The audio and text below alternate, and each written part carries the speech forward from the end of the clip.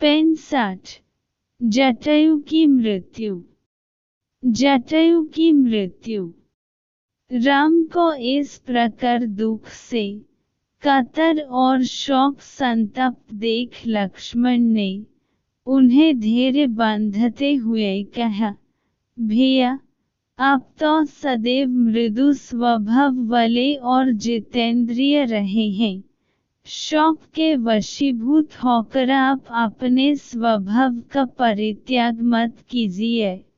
हे रघुकुल भूषण, कितने ही महान कर्म, अनुष्ठान और तपस्या करके हमारे पिता महाराज दशरथ ने आपको प्राप्त किया है।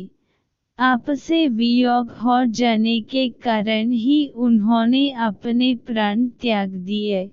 आप धैर्य धारण करें। संसार में प्रत्येक प्राणी पर विपत्तियां आती हैं, किंतु विपत्तियां हमेशा नहीं रहती। कुछ काल पश्चात उनका अंत हो जाता है। हमारे गुरु वशिष्ठ जी के 100 पुत्रों का एक ही दिन में गुरु विश्वामित्र ने वध कर दिया था।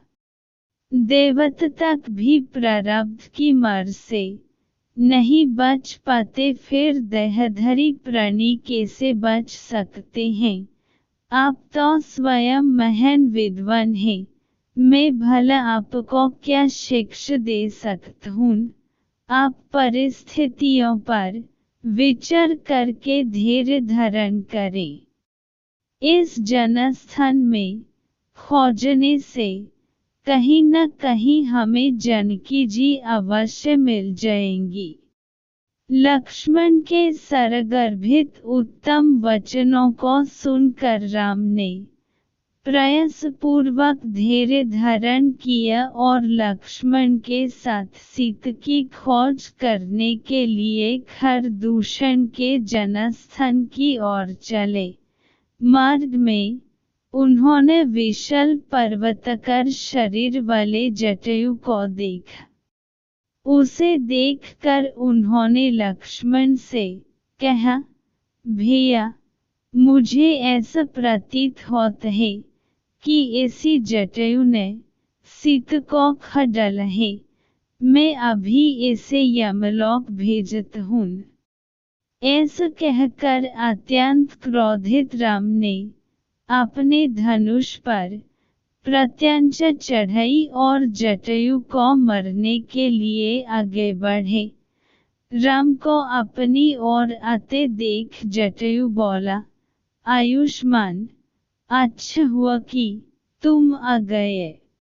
सीता को लंका का राज्य हर कर दक्षिण देश की ओर ले गया है, और उसी ने मेरे पंखों को काटकर मुझे बुरी तरह से घायल कर दिया है। सीता की पुकार सुनकर मैंने उसकी सहायता के लिए रावण से युद्ध भी किया।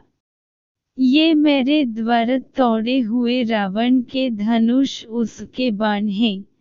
इधर उसके विमान का टूटा हुआ भाग भी पड़ा है। यह रावण का सारथी भी मरा हुआ पड़ा है, परंतु उस महाबली राक्षस ने मुझे मार मार कर मेरी यह दशा कर दी। वह रावण विश्रवा का पुत्र और कुबेर का भाई है। इतना कहकर जटायु का गला रुंध गया, आंखें पथर गईं और उसके प्राण पखेरु उड़ गए। जटायु के प्राणहीन रक्तरंजित शरीर को देखकर राम अत्यंत दुखी हुए और लक्ष्मण से बोले, भैया, मैं कितना अभागा हूँ।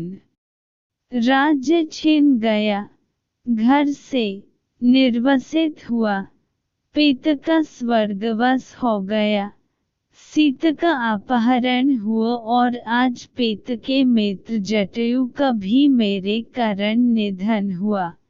मेरे ही कारण इन्होंने अपने शरीर की बलि चढ़ा दी। इनकी मृत्यु का मुझे बड़ दुख है। तुम जाकर लकड़ियाँ एकत्रित करो। ये मेरा पितृतुल्य थे, इसलिए मैं अपने हाथों से इनका दाह संस्कार करूंगा। राम की आज्ञा पाकर लक्ष्मण ने लकड़ियाँ एकत्रित की। दोनों ने मिलकर चिता का निर्माण किया। राम ने पत्थरों को रगड़कर अग्नि निकली। फिर द्विज जटायु के शरीर को चिता पर रख कर बोले, हे पूज्य गृद्धराज, जिस लोक में यज्ञ एवं अग्निहोत्र करने वाले समरांगण में लड़कर प्राण देने वाले और धर्मात्मा व्यक्ति जाते हैं, उसी लोक को आप प्रस्थान करें। आपकी कीर्ति इस संसार में सदैव बनी रहेगी। यह कहकर उन्होंने चिता में अग्नि प्रज्वलित कर दी। थोड़ी ही देर में जटायु का नश्वर शरीर पंचभूतों में मिल गया। इसके पश्चात दोनों भाइयों ने गोदावरी के तट पर जाकर दिवंगत जटायु को जलांजलि दी।